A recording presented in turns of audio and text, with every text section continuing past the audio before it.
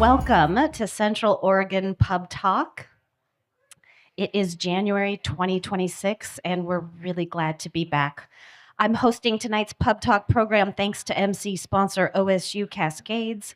OSU Cascades is building its workforce to power Central Oregon innovation. From OSU Cascades, sincere thanks to Lance Brandt of Capstone Accounting and Tax and Bend, whose generous $50,000 gift is enhancing student learning in the new accountancy major. And you can learn more at osucascades.edu. Also, thank you to our Pub Talk title sponsors for making Pub Talk a reality every month, and we love to welcome them up on stage one at a time to introduce themselves. So tonight we're going to start with Emma James from Exemplar Wealth Advisors. Emma, come on up. Thank you. Ooh, it's hot. Hello, everyone. My name is Emma James. I'm a financial advisor with Exemplar Wealth Advisors. We recently rebranded from Roselle Wealth Management, and our new name really reflects the exemplary entrepreneurs that we support.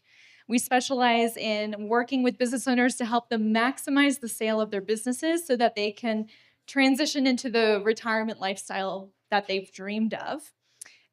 It's a new year. We're 22 days in.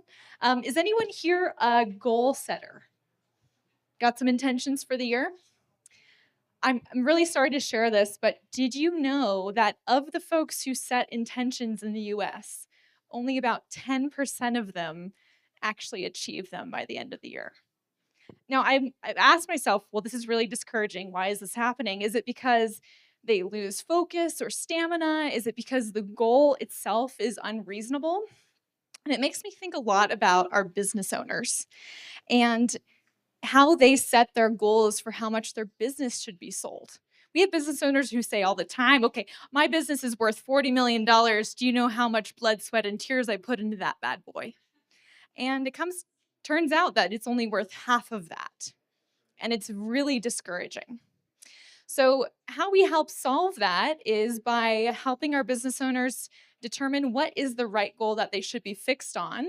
And we call this their freedom number. That's the number that they will enable them to live their dream retirement lifestyle. And that's the number that they should sell, their business for.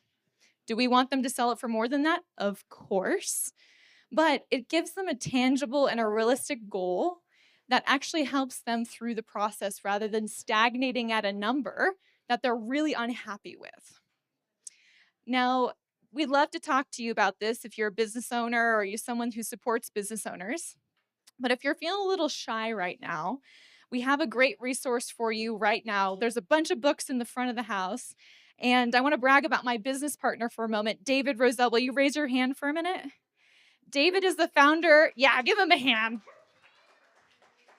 He's the founder of our practice, and not only is he a phenomenal advisor, but he's also a speaker and an author of 3 books. One of those books is here for you to take tonight, and if you open up to chapter 11, it's all about business owners and the opportunities that are available to you that you can really capture when you're selling your business. So check that out. We're here to support you in any way that makes sense this year. It's the beginning of the year, and let's make it count, right? Thank you. Thanks, Emma. Always so good to hear from you. All right, next up, Trevor Campbell, Kernet Stokes. Come on up, Trevor. Thank you.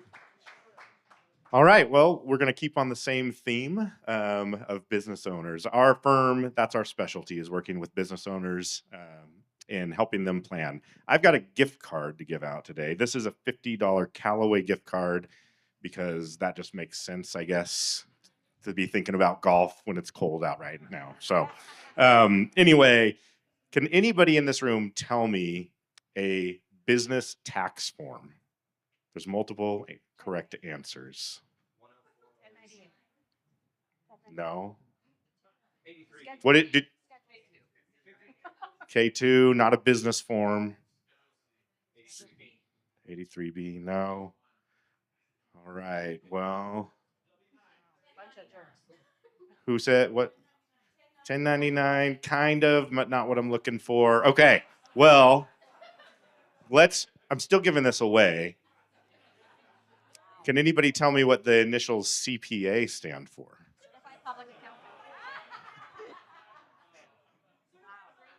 All right. Here we go. Okay, well, this helps my cause. You shouldn't need to waste your time on memorizing pointless numbers on tax forms. That's what we're for, right? So if you're a business owner, I want you to spend your time growing your business, thinking about your retirement, thinking about how you can grow and be successful. We want to help you be successful in that by helping you know how to be compliant with your taxes, how to strategize for your financial future by making the most out of that. So if you, as we're entering into this new year, entering into this tax season, if you need a tax expert or somebody, we'd love to talk to you. So reach out to us. Thanks. Thanks, Trevor. That was quite revelatory. All right, up next, Robin Solomon with Providence Health Plan. Robin, how are you?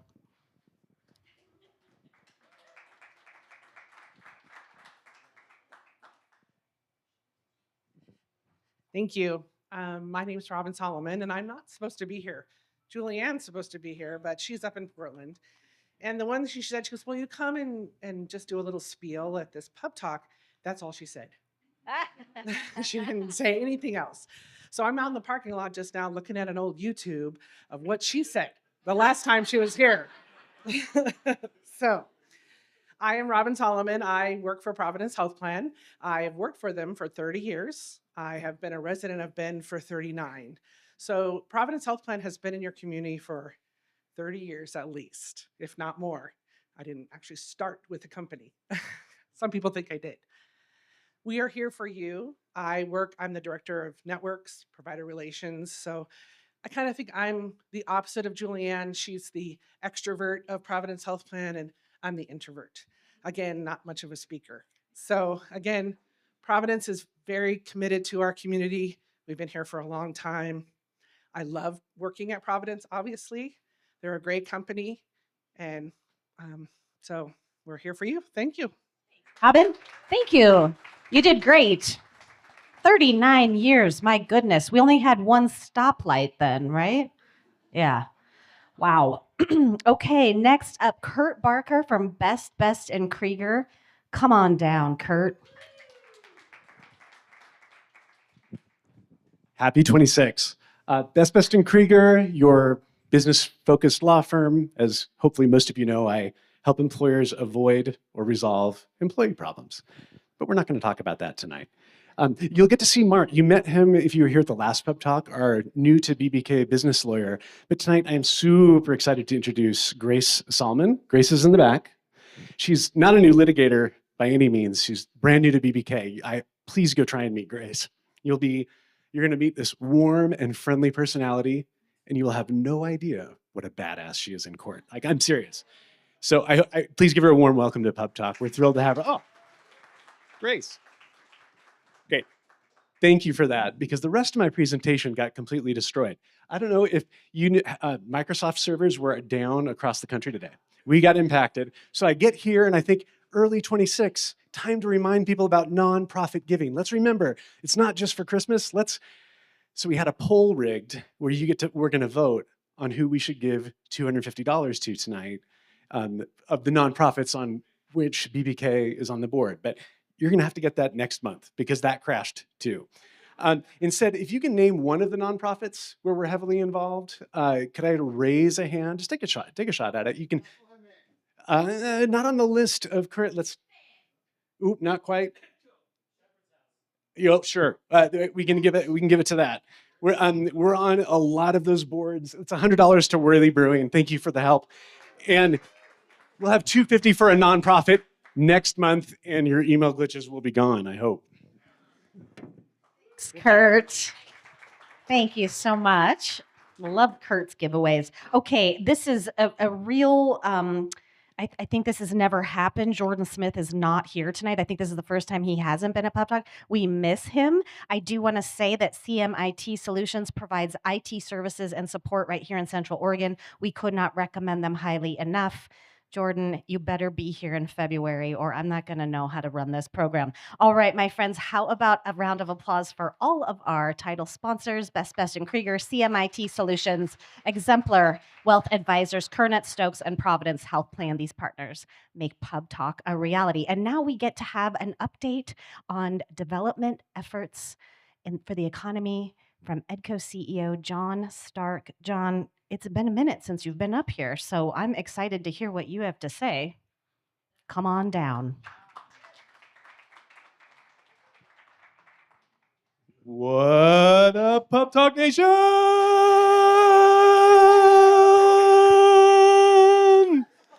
Wow, I was blown through withdrawals. That was like since September. A little shaky up here. Glad to be here tonight. Happy 2026. First Pub Talk of the year. Got a few things to cover tonight. We're going to talk a little bit about policy ahead of a legislative session that starts in February. We're going to talk a little bit about the annual luncheon coming up, and then we're going to talk a little bit about the Innovation Hub. And so let's start with policy. So we've already been knee-deep in policy. We've got a legislative agenda that really is focused on some modernization of both the land use system as well as our incentives programs. We're focused on workforce development. We're focused on industrial land infrastructure, and then also energy policy that helps improve the capacity for energy here in Central Oregon, which is a really important artery to our economic development. If you're interested in getting involved in policy decisions, how many have heard of the Regional Business Alliance? Raise your hand. Short number of you. Well, let me inform you. So EDCO partnered with the Regional Chambers of Commerce here in Central Oregon to form the Regional Business Alliance. And they've had several meetings over the last several months in order to form a policy agenda that they can work with the newly formed the regional policy caucus that is made up of our legislators for the state of Oregon. 11 legislators have come together to champion policy for Central Oregon, and the Business Alliance will be funneling their legislative agenda through that caucus to create a more unified voice coming out of Central Oregon. So if you're interested in getting involved in policy, the Regional Business Alliance has a website, really hard one, Regional Business Alliance, Central Oregon. Nope, back up one more time. regionalbusinessalliance.com. So had to look that one up myself. And then don't forget, February 5th, mark your calendars. We've got an annual luncheon. 750 are your closest friends. Be showing up at the River House. We got a really cool agenda for you. The former CEO of Keurig, Michelle Stacy, will be on stage. She'll be talking about innovation and leadership and a number of other things. She's also a former CEO of Gillette, as well as Procter & Gamble, and so she's got a really cool message for us. Additionally, we're going to hear from some Central Oregon companies as part of an innovation panel. So we'll have companies from throughout the region, CV International, i3D Manufacturing, Deschutes Brewery, as well as Saran Bioscience on the stage. And they'll be showcasing how they're innovating to create jobs here in Central Oregon, solving problems within their industry and how that's advancing technology here in the area. So we're super excited about that. Those companies have been part of a number of projects that EDCO has helped champion in terms of their growth. Over the last 3 years, those companies, along with about 100 other projects that EDCO worked on, helped us create 732 jobs over the last 3 years in the traded sector. So that's a big deal. Alongside that, about $200 million of capital investment was deployed in order to support those jobs. So we're excited to showcase 4 of those companies on the stage. Speaking of innovation, how many of you have heard of the Innovation Hub strategy? That's a bigger number than the other one I asked about. That's great. So the Innovation Hub is a strategy within the 10-year Oregon Innovation Plan. And the 10-year Oregon Innovation Plan set up regional hubs across the state and is funded by Business Oregon, for which EDCO was a recipient of funds to lead the Innovation Hub here in Central Oregon. The strategy for the state hub system is to create a regional sector-focused partnership that connects entrepreneurs, research institutions, industry, and capital to accelerate commercialization, job creation, and inclusive economic growth. Does that sound like EDCO? Sure does. Guess what? So we get to lead that hub. And one of the things we did to help kick that thing off is we hired someone. And that person is Rita Hansen. Rita's going to come up. Come on up, Rita. So I might thank Express Employment Professionals who helped us with the search to find Rita, and other partners that have helped us throughout the years, BBSI and Mid-Oregon Personnel Services, and to talk a little bit more about the Innovation Hub, the strategy, and how this thing works and what it's going to do. I'm going to turn the microphone over to Rita to talk about this thing. So we're super excited about it. And Rita, why don't you tell us a little more? Thank you, John. Yeah, and just a little bit about why am I qualified to do this job, because I really want to thank you. My background is truly, as some of you may know me, as the former CEO and co-founder of Onboard Dynamics. We were Oregon State University Cascades' first spin out back in 2013. And so I did hand off that leadership baton after 11 years in November of 2024, and led that company through many valleys of death, through and then through the pandemic. And then we finally had a successful transaction with a PE group out of Texas, as some of you might know. And I'm just going to say, as an aside, the company is still in Bend. They're rocking it here. They're shipping systems to Europe. And those of you that don't know what they did, it's what we do, or what they do now, is they capture and recover natural gas from pipelines so that that methane is not emitted into the atmosphere. But good luck to them, and I know that they're in really good hands. I'm here because John and the EDCO team convinced me to come out of quasi-retirement to lead this effort to run the Central Oregon Innovation Hub. And it's truly a full circle moment, because I helped write that 10-year innovation plan. You go to the list of the authors, and my name is there. And I was really using my voice as a founder. Some of us were tapped around the state to say, well, what is needed? And this notion of this regional hub network was really one of the strategies that we identified. I mean, I was one of those founders who needed this help. So my vision for this hub, and I've kind of been, talking about it for the last 15 days, is to truly identify all the players in our region that help entrepreneurs today. And I want to bring them together under one umbrella called the Entrepreneur Resource Network. Now, I'd like to say that that was my idea, but that actually was John and Brian's, and maybe a little bit of Business Oregon.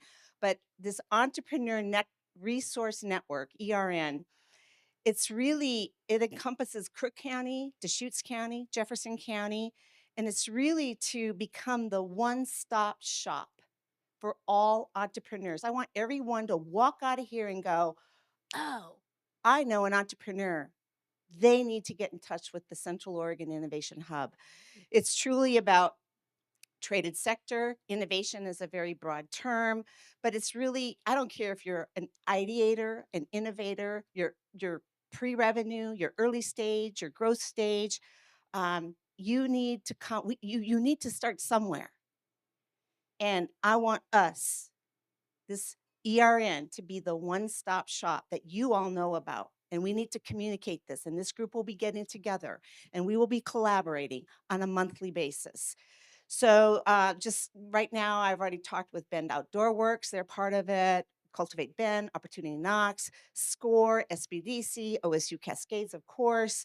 I mean, the list really goes on. And because we already have an amazing ecosystem, we just have to bring us all together so that we can collaborate. I was asked by Business Oregon this morning, what is my word of the year? Well, I said, I cheat. I said, I was going to break the rules. It's collaboration. And then I know Denny is here from last night. It's momentum. So we need to collaborate, right?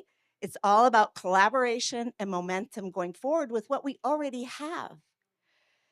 I was a founder who needed this help in this region. And I just hope that the scars on my back will help others walk a much smoother path on their entrepreneurial journey.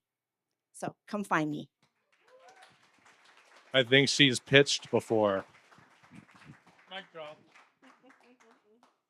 Thank you, Rita and John. Rita, I'm so excited to see all of the good things that are going to happen with you at the helm of this innovation hub.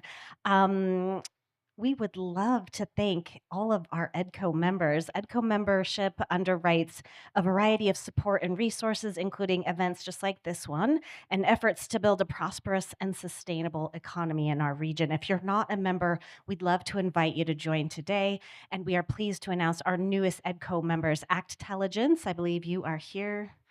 Okay, oh, there we are. Thanks for being here. Welcome. C.A. Rowles, Cole Architects, Lions Way Content, Madras Jefferson County Chamber of Commerce, Miller Nash LLP, MPTX Associates, and One Learning Community. If you want to hear your business name called out at a future pub talk and you want to know more about membership, please visit with Larry Holman. He will take care of you. You can also tap any of our EDCO members, but we'd love to have you join us. We are thrilled to have you here for a very exciting evening of innovation and insight, and we kindly ask that everyone who is in the room will stay in their seats through the end of the presentations. We really want to give our full attention to all of our speakers. Tonight, we're excited to feature two standout startups, CarbonBright and SuperSenses, along with a compelling keynote packed with e-commerce insights.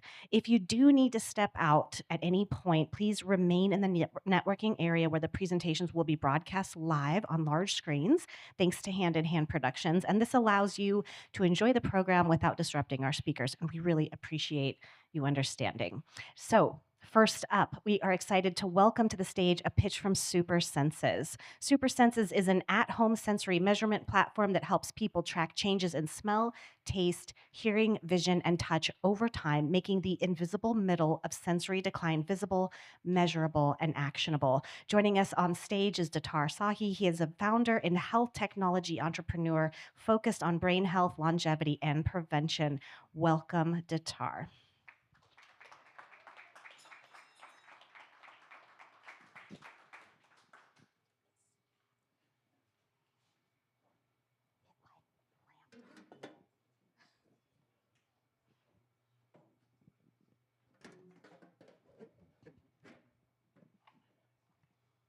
Thank you, Shannon and Brian.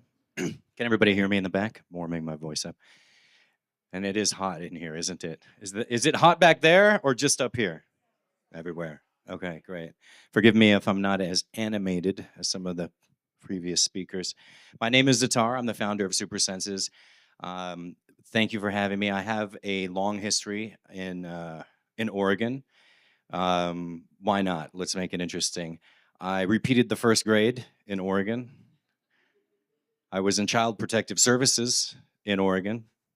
Didn't see that coming. What else? I went to Newport High School. I worked in a fish plant. I worked in a sawmill in Eugene where I went to college. Found my way into digital advertising where I had a pretty good career, but just didn't feel like I was serving my life's purpose. So somehow meandered to where I am now, which is a little bit of a morbid topic, but I'm here to bring some hope. So let's get into it. I'm going to start off by just asking a show of hands if you've had somebody in your family that has been impacted by dementia. I don't know if you're looking around, but that's a lot of hands. Okay, raise your hand if you haven't had somebody impacted. It's like 5, 6, 7 hands. Okay, so this is a big deal. The number is gonna double in 20 years. 1 in 5 of us will actually have it. We're living longer is the problem, and our brain span isn't matching our lifespan. A lot of well, I'm gonna get off track here. I only have a few minutes. I'm gonna try and pack it all in. So, but what if dementia wasn't something that surprised us? What if we could see it coming? I'm gonna start off with something very simple, and this is pretty much the entire company in a nutshell. I got to click next, don't I? Here we go. So your brain's primary job is not thinking, it's not remembering, it's actually processing sensory information. When you have a hearing problem, it's not an ear problem That's a brain problem. When you have a smell impairment, we all went through COVID and we had pretty strong smell. Sometimes we lost it completely or went down. But what we haven't been tracking is, does it come all the way back up? And so those are called moderate impairments. And each part of your brain is connected to, every sense is connected to a different part of your brain. I'm going to spend a lot of time on smell today. That's where a lot of the emerging research is because of COVID, actually. What's interesting and fascinating about your brain, about smell in particular, is that your olfactory system is connected to the limbic center of your brain, which is your memory center of your brain. So when you're smelling things, you're stimulating the part of your brain that stores memories, but it also regulates mood. So it's all of our senses are a big deal, but those are just a few highlights.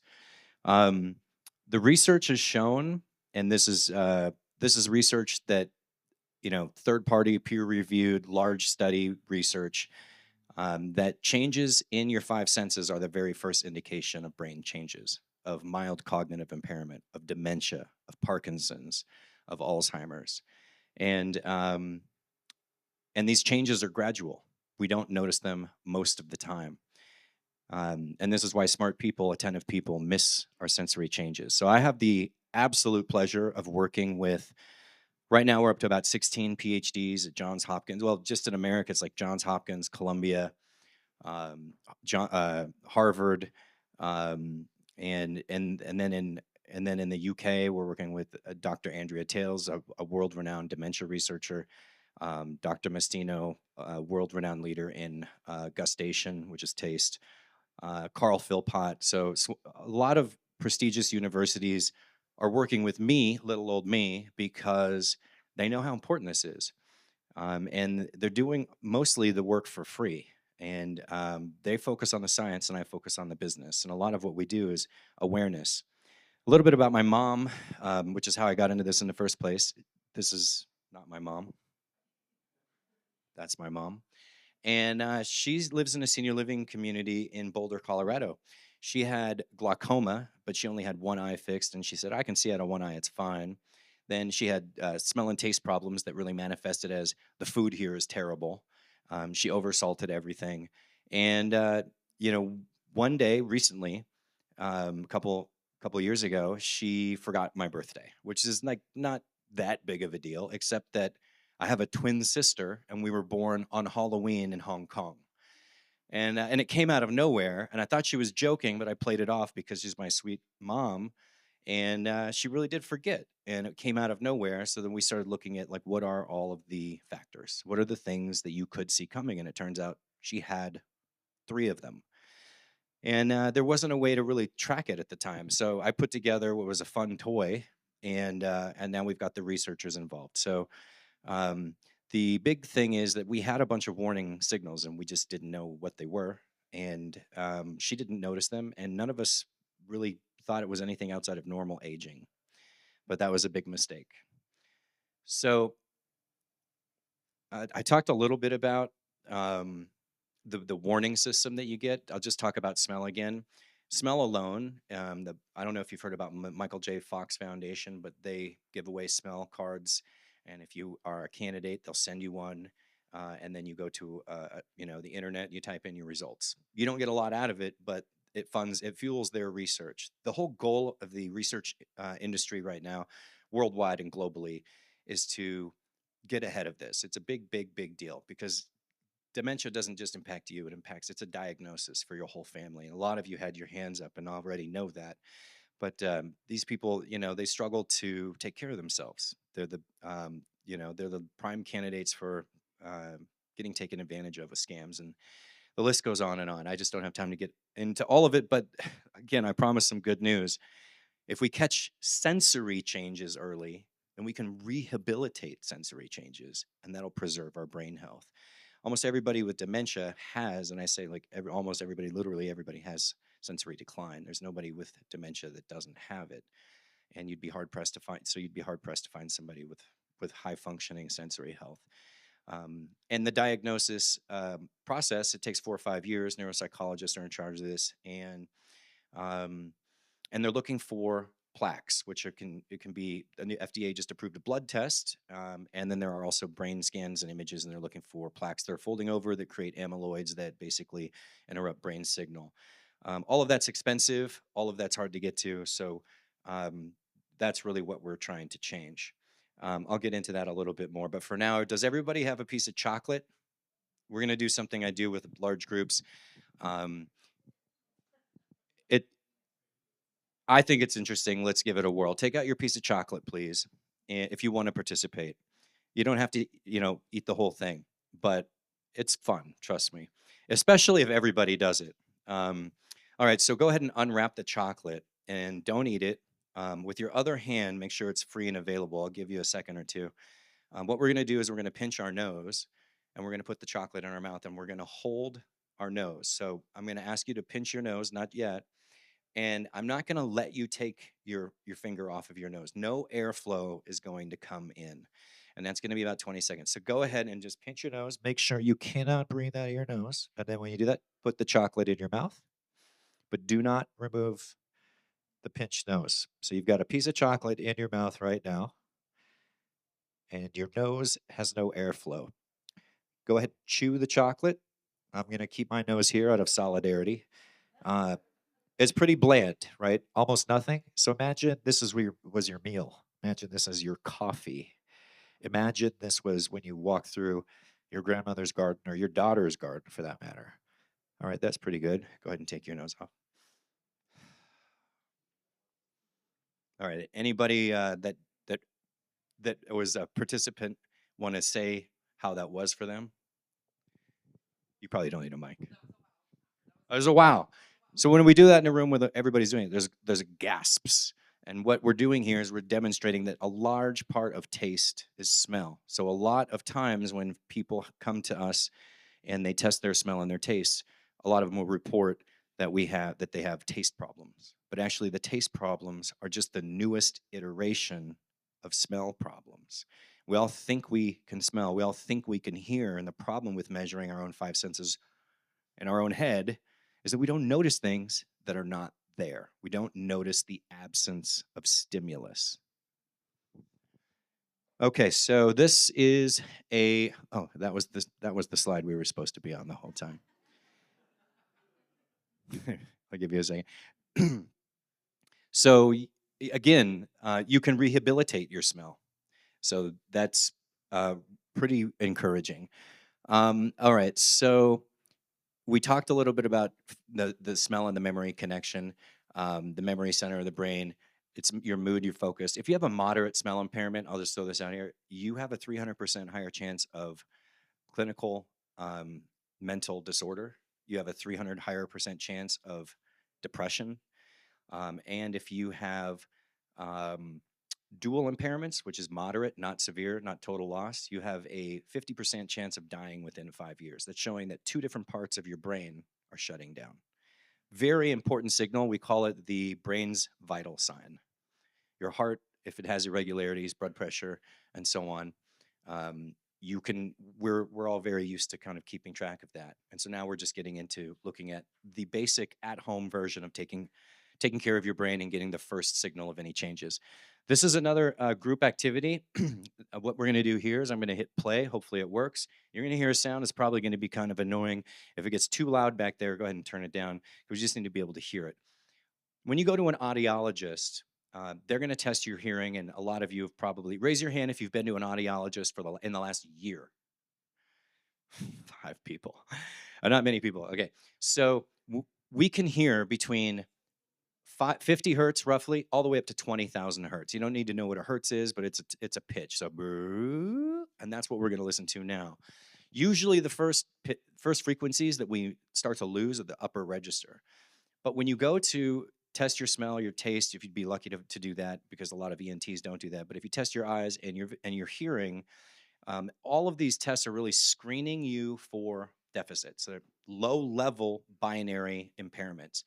Nobody's monitoring your full spectrum of sensory health over time. And why is that important? Well, if you go to an audiologist and they check your hearing, they're only going to test up to 10,000, sometimes 8,000, in very rare cases up to 12,000. But I just said you can hear to 20. So they don't pick up any problems at all until you're halfway deaf. That's kind of a big deal, right?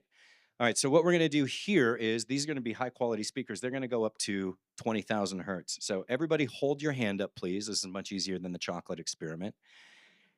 And when you stop hearing the sound, lower your hand, but look around. You might have dementia, sir. When you stop hearing, that's Mark. I'm used to it. If you stop hearing the sound, put your hand down and look around and see how everybody else does. Oh, wait, that was my computer again. Here we go.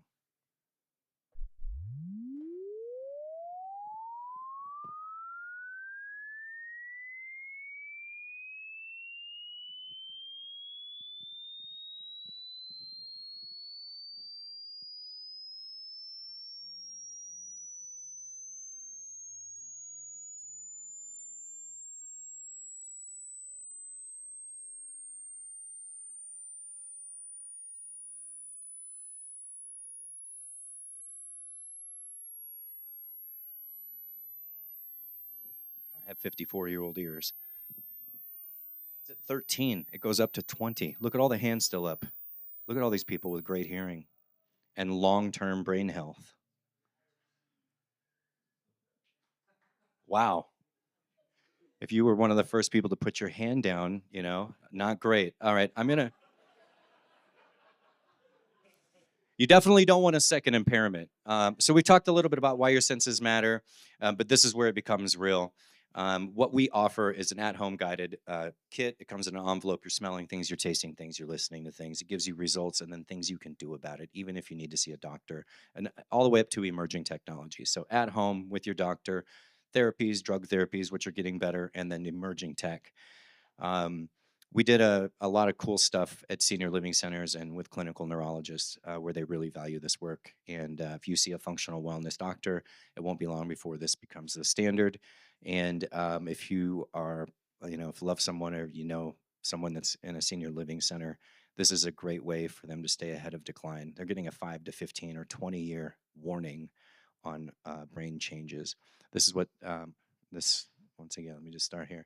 So this is the app, and this is the screen I was supposed to be sharing with you, but that's just a glimpse of somebody with reduced smell. And then it's like a social media feed of just things you can do at home.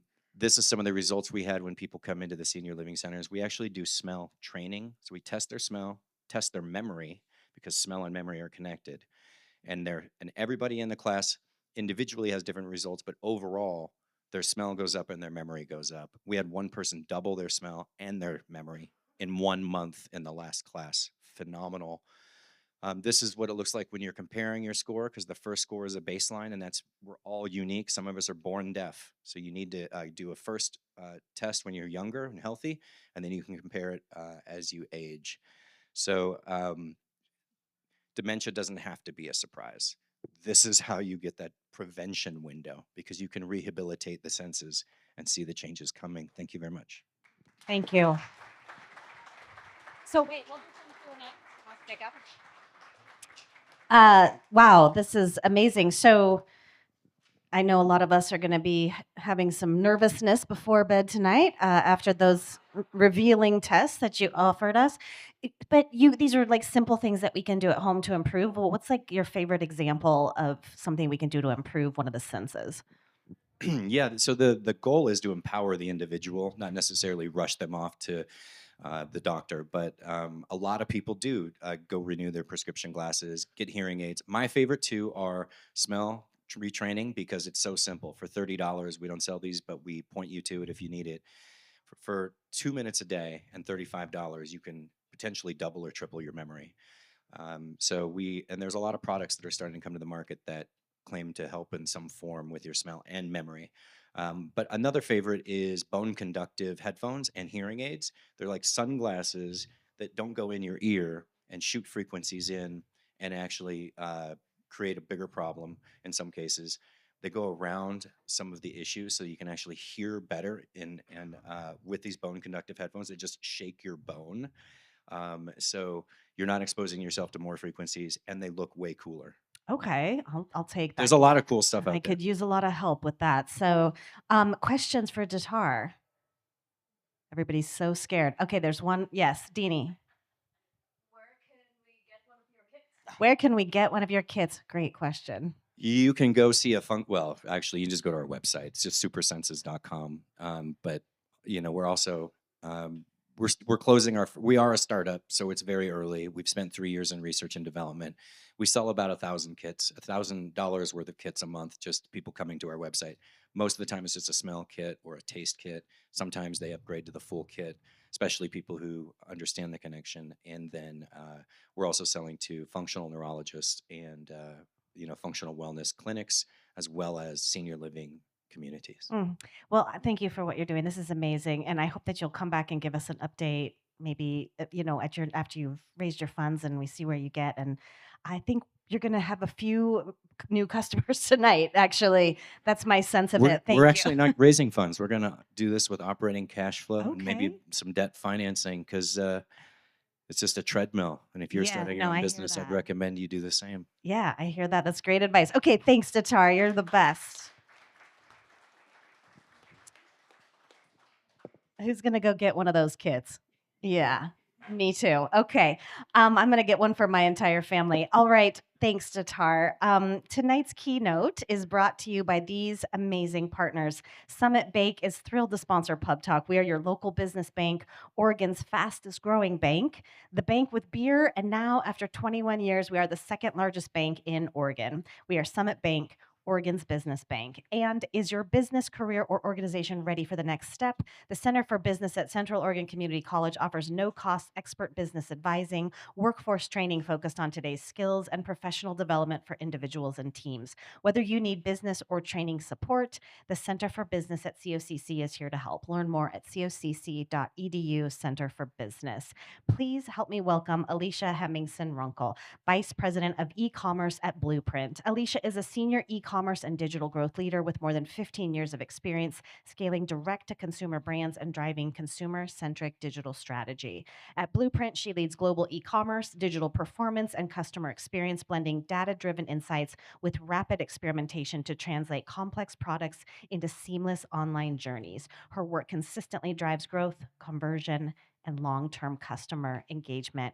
Previously, Alisha held senior leadership roles at Spring Foods, Laird's Superfood, and Hannah Anderson, with career highlights including Laird's Superfoods IPO, the sale of Hannah Anderson to L. Catterton, and a $60 million fundraise for Blueprint. Help me welcome Alisha.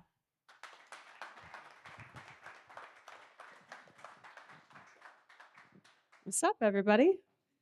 Hi. I don't even know what I need to say. You just covered it. I mean, we're done, right? Really excited to be here tonight. Thank you all for hanging out and wanting to have an interest in e-commerce. I'm pretty excited. So I know that a lot of you are in the startup phase, and I know that right now e-commerce seems really confusing and overwhelming, and it is. So my hope is that by the end of tonight, when you leave, you feel like you at least have some insights that can help you make the decision as to whether your business is right for e-com or not. And if you decide that it is, you can hopefully make better decisions than I have made over the years. Less expensive mistakes, at least. So let's see. How do I do? Hey, that's me. All right, so let's get into it. I'm Alisha. As you just heard, I am serving as the Vice President of e-commerce for Blueprint. I don't know how many of you are familiar with that company or Brian Johnson. Yeah, show of hands. Brian Johnson. Okay, cool. If you watched the Netflix documentary last January called "Don't Die," then you know who my boss is, which is great. It's kind of weird, but I'm here really because, as you can see, my specialty here is listed as selling weird shit online, and I'm really good at it. What I've learned is that weird can actually be an advantage online if you understand the fundamentals, and so that is what we're going to dig into tonight. So for the next 20 minutes or so, we're going to cover my origin story. I'm going to give you a little background about where I started and how I got to working for somebody who changes blood with their son. And then we'll get into what actually makes a product viable for e-commerce. And this is really where most people, especially in the startup phase, get it wrong. So I want to dig in a little bit there. And then I want to talk about channel strategy, whether you choose to go through an owned D2C business or through Amazon. Both have pros and cons. I want to talk a little bit about those. And then finally, I'm going to give you guys access to some financial tools that I use on the daily basis to make better decisions about my business and how I operate. So I do want to address the elephant in the room, and that is that you are at a Pubtalk startup event in 2026, and you want to probably talk about AI, and I'm not going to do that. The truth of the matter is, anybody who claims to have the playbook for AI right now is full of shit. It's just what it is. What what works today is probably irrelevant tomorrow. The best innovation for e-commerce with AI has not even been conceived of yet, let alone invented. And so instead of chasing the shiny thing, I want to give you guys tools that are actually helpful and actionable in your day-to-day business right now. This is not to say that I don't use AI every day in my work. I do. I mean, for fuck's sake, 2 slides ago, you saw an AI headshot of me. So at, at Blueprint, AI is effectively working as a business partner for us. It's the undercurrent of everything that we do. It's going to change and revolutionize the way that we do our business. But when I was first starting out, none of the things that we're using AI for today would have been useful. So again, I'm focusing on laying that foundational groundwork for you. All right, so getting into it. 2009, hey, that was the best year to graduate college ever, right? Yeah, in my coursework, I split my attention between real estate finance and digital marketing. I worked my way through college with a job in commercial real estate development and graduated with big plans to have a long and prosperous career in that field. And then that happened. It was so cool. So unfortunately, I was laid off before I ever really started. And suddenly I had to figure out what else I was going to do with my life. At the time, it felt catastrophic. It felt like a disaster. I was very poor and had 0 job prospects, and the market wasn't really looking great. So I took a little time to reflect, and looking back, it was the best thing that ever happened to my career. I had a chance to reinvent myself from the ground up. I knew that I loved understanding what makes a business operate, how to build it. I was just passionate about, like, how do you know what to do, and how do you know where to get your products, and how do you know, like, how your financials should look.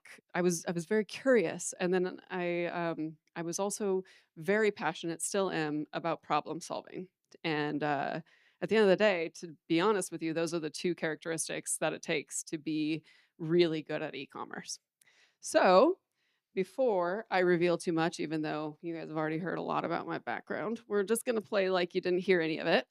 Does anyone have a guess on what my first foray into e-commerce was?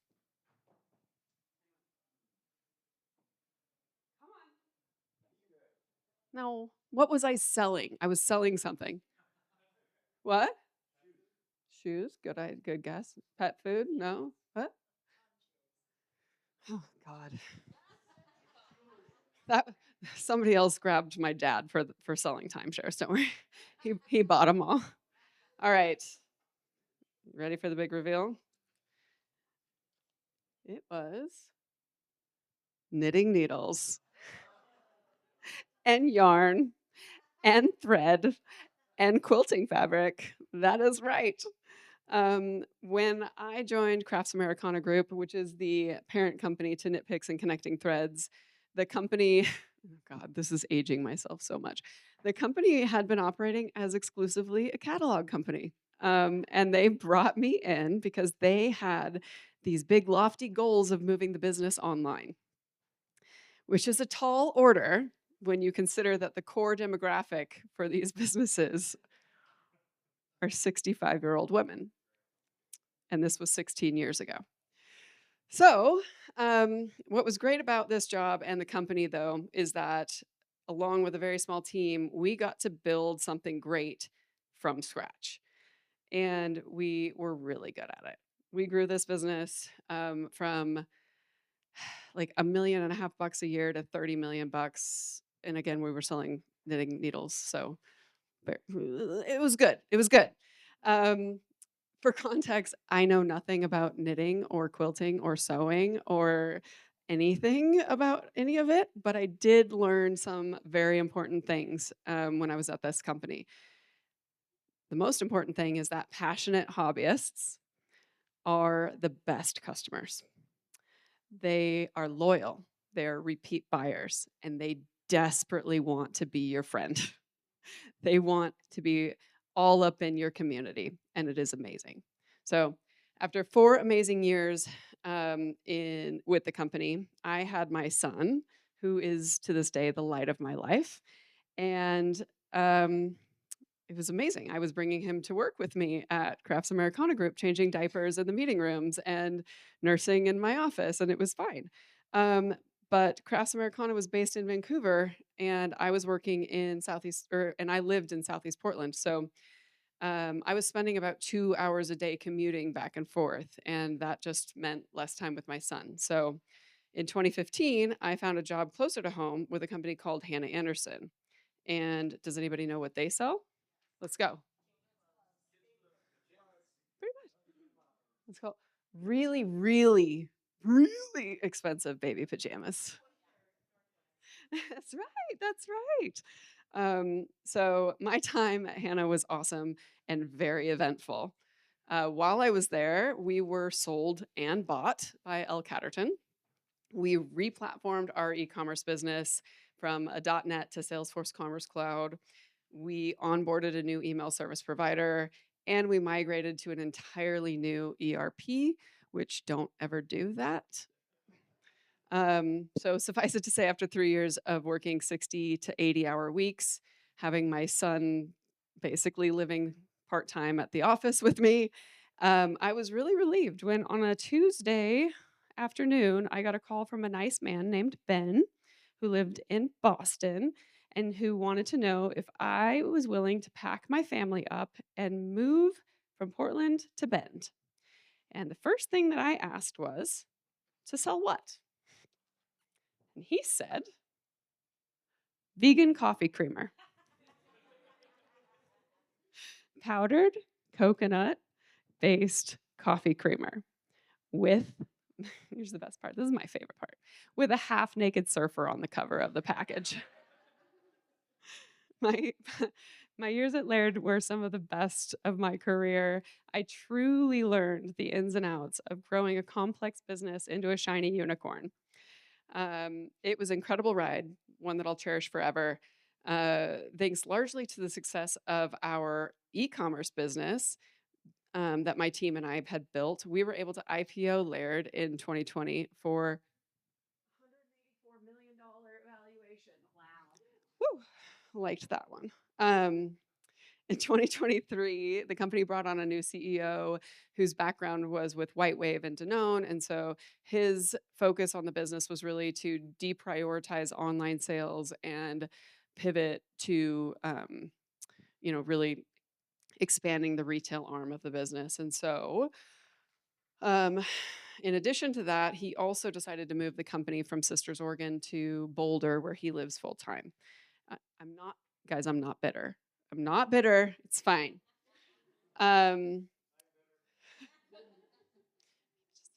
Sadly, that did mean that almost all of the Oregon employees of the company were forced to relocate or got laid off. And so I was in the boat that decided not to relocate. And so I decided that I was going to take that opportunity to take some time off and reflect on what really was important for me in my career. So Took 7 months off, traveled the world, rode horses every day.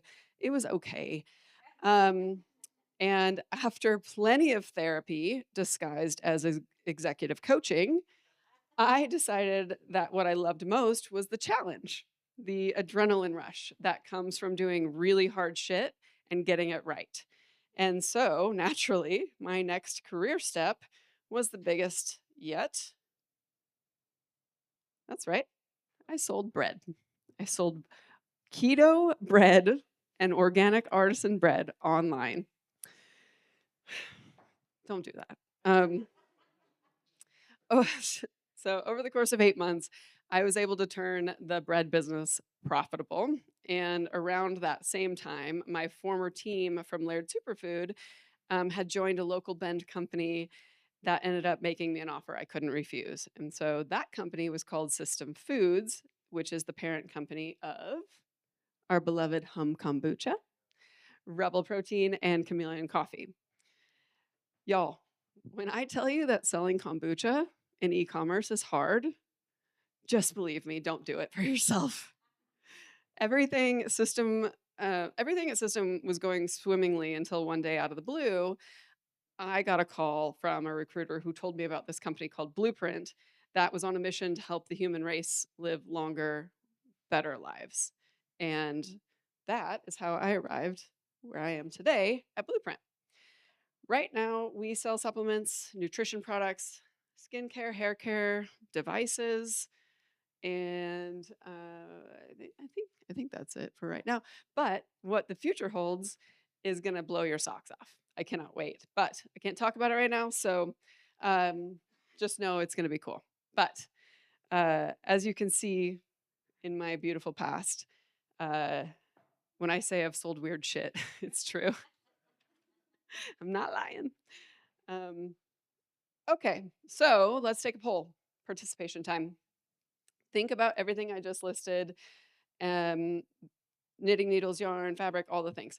Now, show me your hands. Who thinks that knitting needles and yarn were good for e-commerce? Okay. How about fabric and thread? Okay, all right. Coffee creamer? Kids' pajamas. All right, all right, all right. Bread? Kombucha. No, okay, I already told you guys that one. Supplements? Yeah, all right, good, good. Yeah, pretty good. You guys have good intuitions. I like it. So, if you said all of these things, you were correct. And yeah, those guys. Those were learning experiences, those two in the corner there. The bread company I joined after being told that they were already profitable. 8 months later, and having built a proper P&L, I had to sit down with leadership and explain that while we were finally making money, we couldn't afford to grow our business.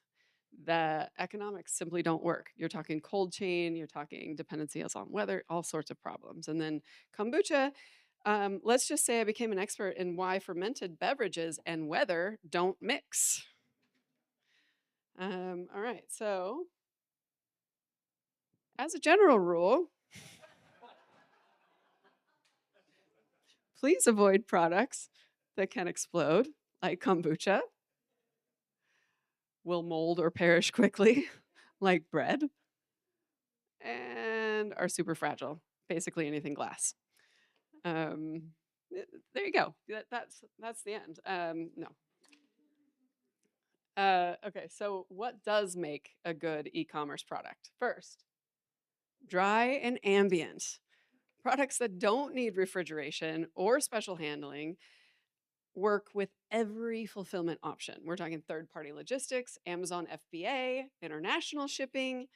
You have a lot more opportunity with products that are not dependent upon a refrigerator. They provide lower risk, longer shelf life, fewer write-offs, which means better margins. Second, light and standard size packages. This is about shipping economics. Heavy or oversized items trigger dimensional weight surcharges. That adds up, believe me.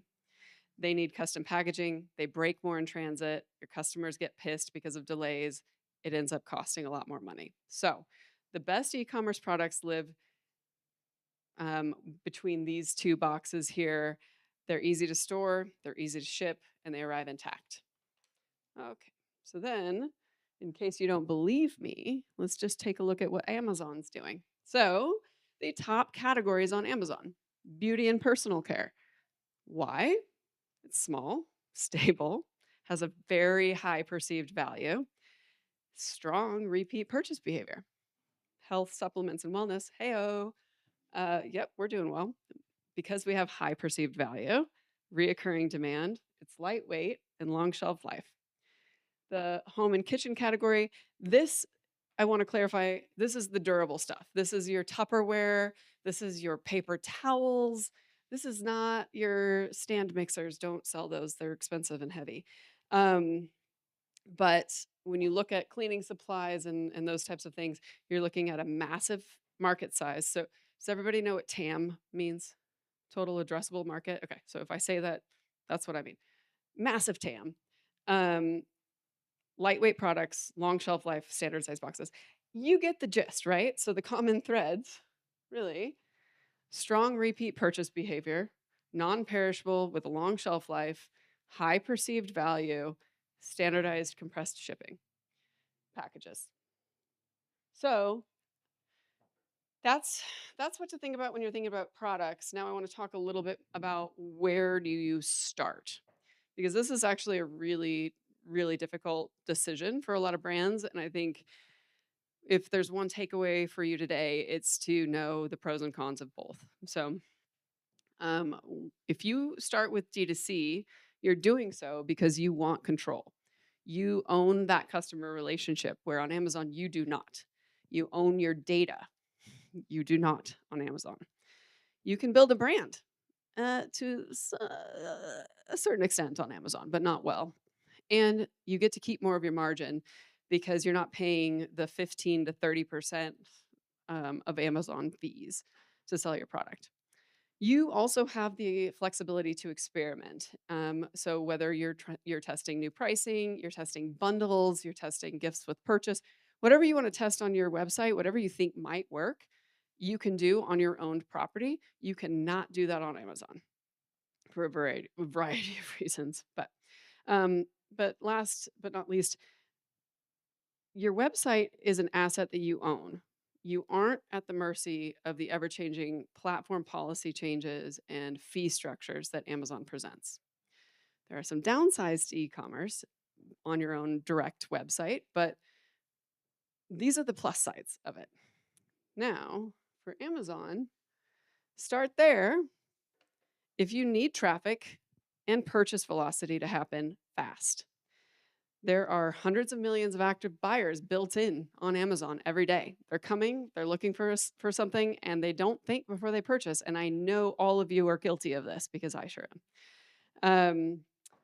You can leverage their fulfillment center. So you don't have to stand up a 3PL or a partner in a shipping account, which is complex and difficult.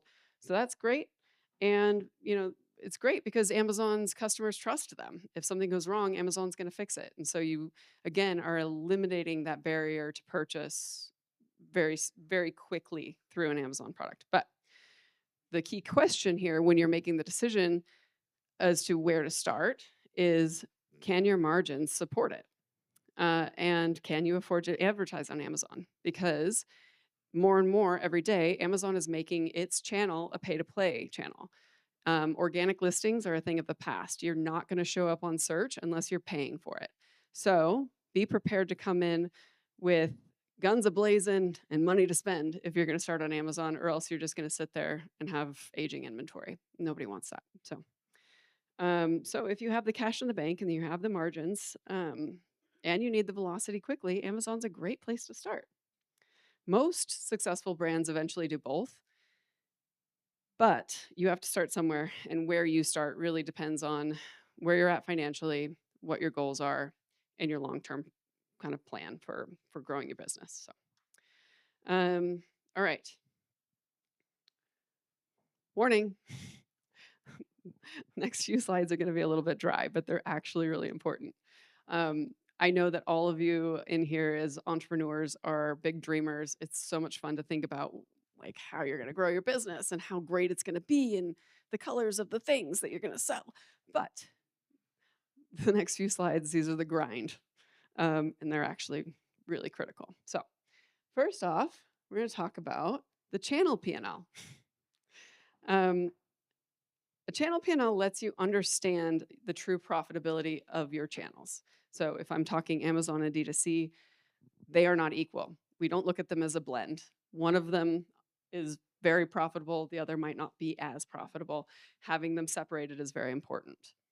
Amazon might look like it's crushing on revenue, but once you account for all the fees, is it actually profitable? It helps you make better strategic decisions. Where should you invest? What levers are you going to be pulling? Can you renegotiate your shipping rates? Can you reduce your COGS? It tells you how much you can afford to spend on marketing before you start losing money. And if you're ever raising capital, I'm sure anybody in finance here knows this, they're going to want to see this P&L. So let's just quickly look at what that looks like. And keep in mind, I'm not a finance person. I'm not an accounting. My P&Ls are basically calculators, and it's rough inputs, but it gives you directional guidance. So this is a hypothetical D2C business. I said we're doing about $200,000 in gross revenue in a month after discounts, everything. We're looking at $198,000 in net revenue. Add in our COGS, then selling fees, all the things. So my gross margin here is about 75%, which is very healthy, looks great. Adding in your selling fees, your media, headcount, agency fees. At the end of the day, the business on $200,000 of revenue is making $25,000 in operating profit, which is about 12.5%. Is that good? I think it's pretty good, but it depends. But at least once you fill all of this out, you'll know. And so I do want to mention, I am planning to send the templates for these calculators to the EDCO team. So if you want them, you can just reach out. I have a little section here on the side called Your Inputs. So assume you are having a big sale in a month, your blended overall discounts are going to be 5%. You can add that there. Your COGS, 25%, all that good stuff. This is basically just a calculator for you to use to try and understand where your P&L is at today. And then Amazon's P&L, well, it's complicated, but Amazon is complex because most sellers who operate with Amazon are doing so via fulfilled by Amazon and fulfilled by merchant. This is for a variety of reasons, but this P&L accounts for that. And so the fees are different for each. You have referral fees, fulfillment fees, storage fees, inbound freight, and it all adds up quick. So in this example, this business is making $1 million in revenue. And after all the fees and the agency and the headcount and everything, it comes down to $53,000, or about 5.6%. Now, they're made up numbers. This is not dissimilar, however, to one of my other companies that I've operated. I might have used close figures. So what you have to decide when you're figuring out whether you want to operate on a D2C business or Amazon is what matters most, profitability or volume. All right, then the next helpful tool that I wanted to share with you is the product P&L. So this is a little bit of a level deeper, and it's the tool that I start with generally and then build the channel P&L, but I'll get into that in a little bit. So your channel overall might be profitable, but are all of your products? Are your winners subsidizing your losers? You don't know until you have this tool. Product P&Ls help you decide which SKUs to keep, which to kill, which to take price on, and which to revisit with your suppliers. They inform your pricing, they guide your marketing. Maybe your best acquisition products aren't your highest margin products. And so maybe you need to shift things around a little bit, merchandise a little bit differently. They help you. They help you negotiate with your suppliers too. We have a supplier at Blueprint that was charging us basically their market rates on everything, and we went to them and we said, "We're not taking any profit on this product. We're gonna cut it." And they said, "Oh wait, no." Suddenly they had 25% discount to give. So having the numbers in front of you really does help you make better decisions and have those really frank conversations. And most importantly, I think they reveal complexity. So you may have 50 SKUs, but only 10 of them are driving real profit. That complexity has secondary costs. Not only are you investing working capital into producing those other SKUs, you're taking up inventory space, but more importantly, you're probably postponing the production of your most important products. And so this is a really important thing. This is an exercise we ran through at Blueprint when I first got there. And as a result, we're cutting about a dozen products. And I don't feel bad about it. So over the next couple slides, again, I'm going to make these available for you, but I put together a sample product P&L using a skincare brand because I have skincare at Blueprint and I was able to get similar cogs to put into this P&L here. But so you can kind of see how the math all plays out. One note is that your paid media for Amazon or for direct to consumer, we call that the tacos, and it's basically how much you spend as a percentage of your revenue. And so right now, Blueprint spends about 20% on media as it pertains to our revenue. So you can go through these later. I don't want to spend all night looking at spreadsheets. I'm sure you do not either. So I'm gonna, oh, and one last thing. If you do start to do the Amazon P&L, this is available within the Amazon Seller Central. It's called the Reports Repository, and this will have all the inputs that you need to populate your guy here. So I just wanted to have a little visual for that. Those are all of my slides, but I have a closing statement. So I guess the takeaway, e-commerce isn't mysterious, it's not magical, it's logistics and it's math. Two things that you can learn pretty easily. The logistics part, don't ship things that explode, mold, or shatter. I learned this the expensive way so that you don't have to. And then the math part, build your P&Ls early and often. It can be tedious. If you're not a nerd like me, it is tedious. I love it. But for most, I'm sure you'd rather work on your product or marketing or literally anything else. But it's the difference between building something sustainable and building something that slowly drains your bank account. So, weird products, they can be great products. I've built my entire career on them. The customers who want the weird things typically are really good customers. And so if you find your niche, find your foothold, you're going to be in good company. They build communities around them. They leave 5-star reviews. They came back month after month. They're great. So go find your weird thing. Make sure it ships well. Run the numbers. And please, please, please, for the love of everything, don't ship bread. Okay.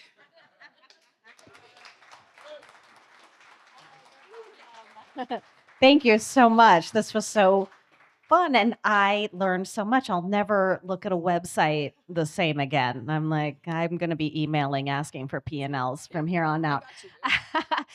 So questions for Alisha?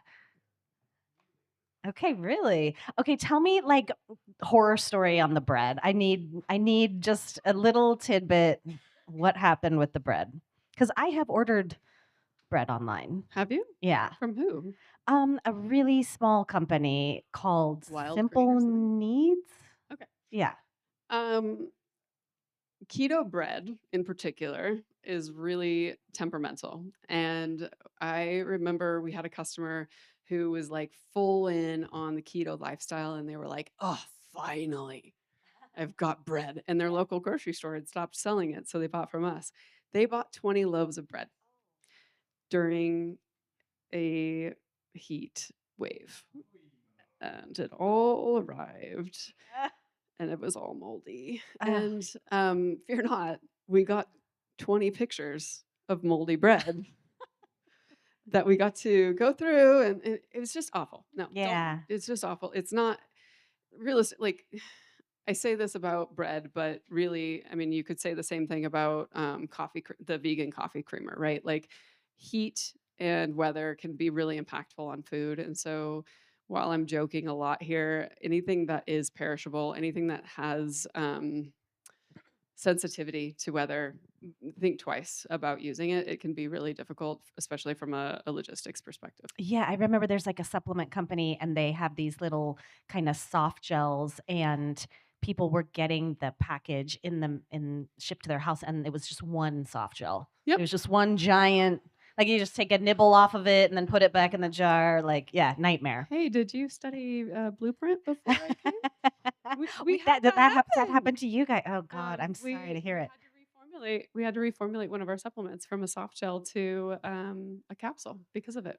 Oh my gosh, what a nightmare. It's just like one giant gummy.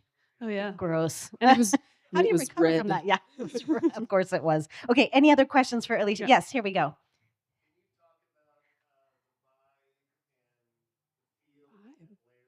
The vibe and the feel at Laird. Can you Yeah. speak to it? You guys, I'm sorry. I cuss like a sailor. Yeah, no, not at all. I loved every minute, to be honest with you, up until the very end. The Bend, Oregon community is unmatched anywhere you go. People are my best friend in the world was my CFO at Laird. We're a tight knit community, and while we started out as this tiny little thing in Sisters, that was above a gym that stunk constantly. Vibes were good. And we grew really fast, and everybody was in it together. And I mean, when we hit a stumbling block, we did it together. It was truly one of the best times. And so, while I am bitter about Jason Veith being who he is and doing what he's done, I still buy from the company because I do support the backbone of what it represents. That's great to hear.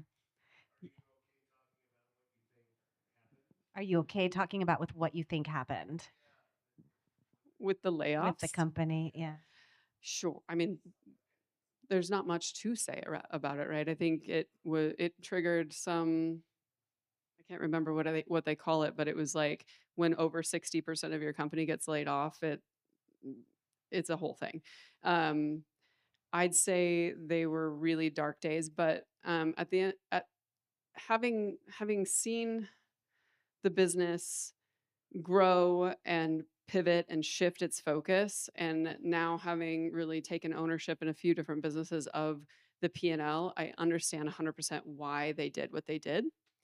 At a certain point, D2C and e-commerce caps out. It becomes cost prohibitive to grow, and so what they're looking for is the compounding growth, right? The retail expansion is where they're going to see the majority of their business come from, especially again in grocery.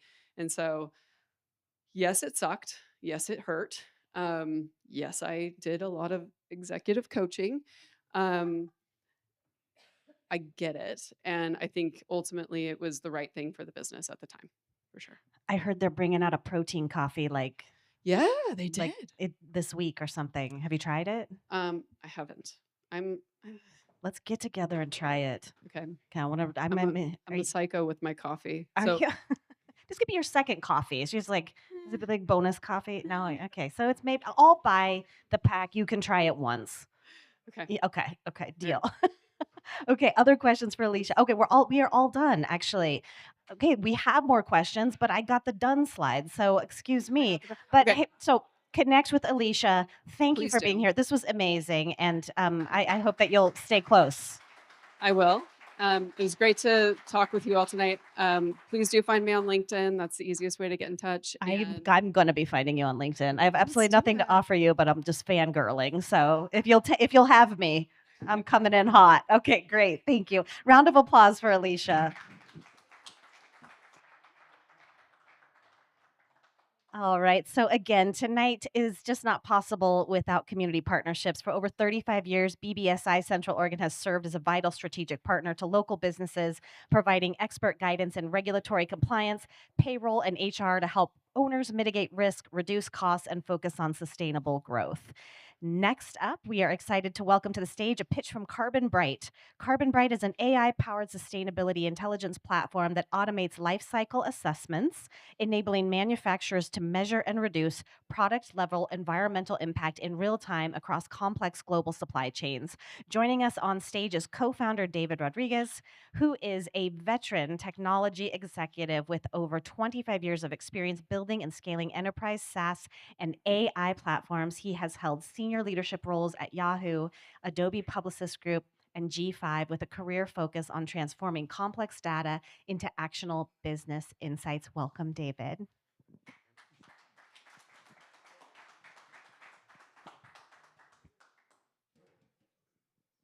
All right, good evening, everyone. I know I'm the closing act here, so I'll try to keep it short and hopefully exciting and hopefully you'll learn something new. So I'm going to spend a few minutes talking about a problem that kind of sits in between product manufacturing, sustainability, and climate change, and how my company is helping companies solve that at scale. A short background, thank you so much for the introduction. Yeah, I've spent the last 2.5 decades building software products. I've worked for software companies like Yahoo, Adobe Systems, Conversant, and G5. Live here in Bend. I've lived here for several years with my wife and 3 kids. And like many people here, I care deeply about the environment that surrounds us. Unfortunately, lately it seems like we've seen a lot of effects of climate change here locally. And that's part of the reason why sort of it led me down the path to start CarbonBright. But what I want to talk about today, though, isn't just about climate change. It's about how the products that we as consumers purchase, sorry, there we go, that's me, every day are becoming more crucial to the sustainability conversation. So I'm going to quickly introduce my company, CarbonBright. I know it's a bit of a mouthful, and yes, I'm going to be talking about AI. So we're an AI-powered sustainability intelligence platform for product manufacturers. And so we help manufacturers measure, report, and reduce the environmental impact of the products that they produce so that they can meet compliance, product regulation, and also grow revenue. Traditionally, this kind of analysis has typically required complex scientific assessments that are called life cycle assessments. They are very expensive. They take months, upwards of tens of thousands of dollars per assessment per product. And we've simplified and automated this process so that it can happen in minutes. It's 20 times less expensive, and it can be scaled across entire product portfolios. But to understand why this really matters, let's zoom out for a moment and take a step back. Why is this a problem, and why must manufacturers really solve this? The global economy today moves an enormous volume of physical products. Every year, over 11 billion tons of goods are manufactured and traded worldwide. It's roughly 1.5 tons of goods per person on the planet. On top of that, consumers receive nearly 200 billion packages annually through e-commerce alone. Nice tie in there to e-commerce. Not just in Amazon or anything like that. I mean, it's just astounding the number of things that are shipped worldwide and ultimately discarded. And that scale, unfortunately, has very real environmental consequences. Oh, did I turn it off? Shoot. Did I press the off button? Can you guys help me out there? Oh, there we go. Sorry about that. The manufacturing, industrial production, transportation, and shipping and disposal of all of those goods together accounts for roughly 30% of global greenhouse gas emissions, along with massive amounts of waste and resource depletion. When you discard a product, it goes to the landfill. You have no idea where it goes, but believe me, it adds up. And this impact is a direct result of how those products are produced, what materials are used, how they're designed, and ultimately how they're shipped and moved through supply chains. It's astounding to me how many products are made and shipped internationally, overseas, through ships. Largely, they take up unnecessary space, but it's a complete waste. For manufacturers, however, they're now facing tremendous pressure from multiple directions, including investors that are imposing ESG mandates, regulators that are increasing regulation around product disclosure and safety, especially in the EU, but increasingly in North America. States like Oregon are imposing accountability for product and packaging waste on product manufacturers that have direct impact on fees that they have to pay. And retailers and large buyers are now requiring product level disclosures from their suppliers simply just to qualify them. Lastly, as consumers, we expect transparency and credibility around sustainable product claims. But the result is that measuring and disclosing the environmental impact of a product has become table stakes to do business. However, there is a problem. The problem isn't that manufacturers don't care, it's that the system that they're forced to use today is broken. A traditional life cycle assessment, which is the gold standard for measuring the environmental impact of a product, takes several weeks, sometimes months. It costs upwards of $30,000 per product, and it's entirely a manual and consultant-driven process. At the portfolio level, when you're thinking about the multiple products that companies sell, that can easily add up to millions of dollars, and it doesn't scale, and it's a huge financial burden. If manufacturers aren't able to obtain these certifications, however, they can face fines, they can be disqualified from procurement, or they can simply lose business to their competitors. And this is where my company CarbonBright comes in and how we're leveraging AI. We're combining traditional software automation with large language models and generative AI to build a next generation platform capable of automating lifecycle assessments. What used to take months and depend on a lot of data gathering, we're now able to complete in under a minute, which is amazing, with accuracy, with transparency and audit readiness built in. And it's largely due to the advancements of artificial intelligence that we're able to do this in the last 3 years. That really has changed the game in terms of our ability to do these assessments across multiple products. It's over 1,000 times faster, 20 times less expensive. And with our approach, we're completely flipping the script and changing the game. What that means for product manufacturers is that they're now able to obtain product compliance, audit-ready product compliance. There's a lot of acronyms around various compliance laws that I won't bore you with, like EPR and packaging disclosure rules, digital product passport, which is a new regulation in Europe. If you sell a product in Europe, you're going to have to comply with this. It means that you have to disclose the environmental impact of your product, even if you are a US-based company, for example, but if you sell in Europe, you're subject to it. It helps manufacturers reduce supply chain emissions to meet corporate net zero goals. There are thousands and thousands of companies that have set net zero targets that organizations, if you're a supplier, have to meet. It automates product certifications like BIFMA, LEED, and Amazon's Climate Pledge Friendly program, which is a distinction that your product is sustainable. Our platform also helps unlock R&D teams, enables them to design more sustainable products with lower impact and improved circularity. In other words, what we're doing is we're unlocking sustainability intelligence, but driving compliance and revenue growth. I'll spare you all the big numbers on the slide, but the opportunity for us is massive because in the consumer goods sector, it alone represents trillions of dollars of spend annually. For us, and in product compliance, it's roughly about $25 billion globally. And things such as regulatory pressure, retailer mandates, and compliance requirements are the key drivers that are driving manufacturers to look for solutions to scale this more quickly. And so far, our traction validates this. A few of our paying customers include UK-based retailer Marks and Spencer. I'll tell you a little bit about each of them and what they're using our product for in a moment. US-based manufacturer, ergonomic furniture manufacturer, Human Scale. They sell some wonderful products. Sustainable apparel manufacturer, Masher. They're based in Los Angeles. And agrochemical manufacturer, Enview. If you've ever set foot on a golf course, you've likely touched their product somehow. And also global packaging and bioplastic giant, Braskem. Just a few of the major manufacturers that we're working with today.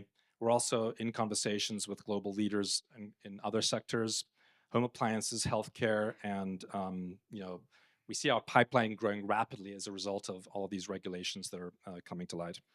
The common theme among all of these companies is that they're using our product to measure the environmental impact of their products, to obtain product certifications. They're using it to redesign their product with improved materials that have lower impact and greater circularity, and in turn, reducing the overall impact of their products. Even though we've been fortunate enough to work with some global manufacturers, some of the largest in the world, we are a small team, globally distributed. Again, we're a startup, so it's really nice today to hear a lot of discussion in terms of how EDCO is supporting startups, and how many of these startups sometimes have to cross the valley of death.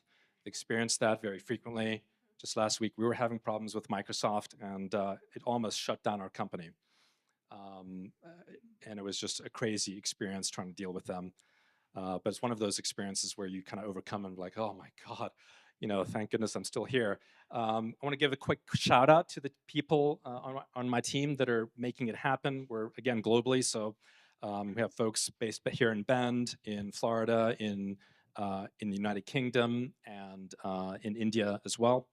And through the combination of some really smart folks that have sustainability expertise, expertise in AI and software engineering, we're able to really deliver some massive outcomes for our clients at speeds that traditional approaches have been unable to match. So that's all I really had to talk about today. There's a lot that I probably could have shared but haven't. I'm happy to, if you're interested in learning more about manufacturing or sustainability or life cycle assessments, I can talk about that for hours. I do have 2 asks. If you happen to know of anyone that is a manufacturer that you could make an introduction to, would greatly appreciate that. I heard some names earlier, companies like Procter & Gamble or Keurig. Would love to talk to those folks. Mm-hmm. Secondly, we are fundraising, so if you yourself are interested, or if you know anyone that's interested in investing in a company that will not only produce tremendous value, but also ultimately help the planet, feel free to reach out to me. Thank you very much for your time. And well done. Answer any questions. Well done. Great pitch. Thank you. Thank you. Yeah, so this is so cool. And it's so specific. And I'm wondering how you came up with the idea or like the solution that you've come up with. I actually traveled. So after my last kind of job, I was looking to do something that had greater impact. I've worked at many different software companies, climbed the corporate ladder, and I really wanted to think about like, okay, in the rest of my career, can I do something that is beyond just, serving some companies' profit objectives? Like, can I help the greater planet? And so I actually traveled to the University of Cambridge in the United Kingdom, and they had a lot of really smart people there, and it was sort of like a climate-focused incubator, if you will, and that's how I came to this idea after studying kind of like where the impacts of climate change are arising from. Supply chains are huge contributors, as I talked about earlier, and unfortunately, it just was like the really difficult challenge for these companies to try and measure. You can't really change anything if you can't measure what you're doing, and so that's right. That's how I came to product lifecycle so cool. assessments. I know there's like it's remarkable that no one's talking about like buying less stuff. That just you very rarely actually hear that. And yeah, it's something that is striking when you actually understand the numbers behind it. Like, year after year, we're buying more stuff. Things are being shipped all across the planet. Our purchases are going up, and then we like dispose of these things without any thought of like what's going to happen to those things, right? 11 billion tons of goods every year are being traded worldwide. And by the way, raw materials are extremely expensive to extract from the earth. And no one really thinks about those things. Oh, So, I'll tell you, it gives me a stomach ache every day, David. I have this toothbrush. I purchased this toothbrush and then it stopped working. And then they were like, well, you have a subscription, so we'll send you a new one. And I was like, well, that's cool. But what do I do with the piece of garbage now sitting on my counter? It's actually so Yeah. frustrating. So I love that you're addressing this. Okay, any questions for David? I just had to share. Yes, Rita.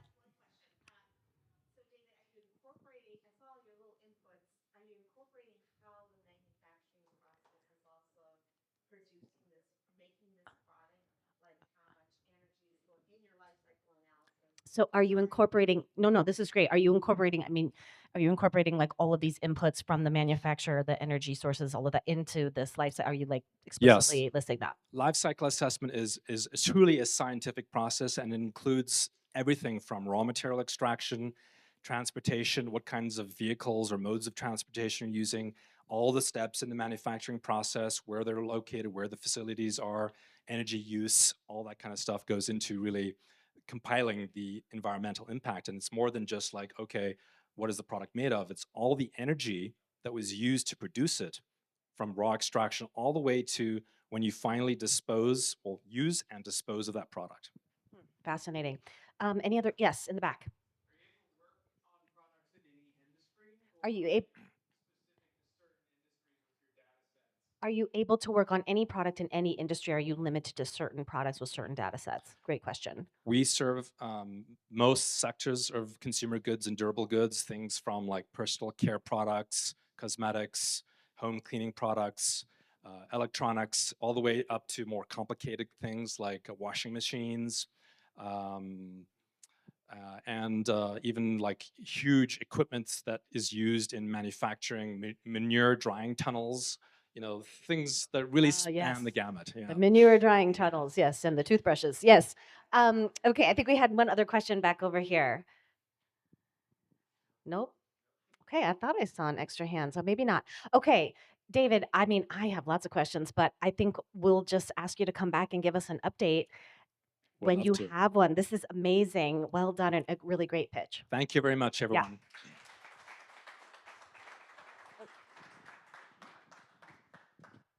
All right, my friends, how about another round of applause for David? Very cool. What an incredible evening. We learned so much. So please mark your calendars for our upcoming 2026 events. You do not want to miss the EDCO Luncheon. It is coming up on February 5th. Tickets are available now. They're probably going to sell out by the end of the week. Do not delay. I will be there. Can't wait. If you're interested in being a sponsor of the EDCO annual luncheon this year, you'll reach out to Larry Holman. He'd be happy to speak with you. We also would love for you to mark your calendars for our February 26th Central Oregon Pub Talk. That will be at Open Space Event Studios. We will be partnering with Cultivate Bend. We have a really exciting lineup, and we will share that with you as soon as we have it confirmed. Up next, Prineville Crook County Annual Luncheon is at Brasada Ranch on March 9th, and we will be back at Open Space for our March 19th Pub Talk. And just make a notation on your calendar. It is moved up a week to avoid spring break. More information on these events can be found at edcoinco.com/EDCO events.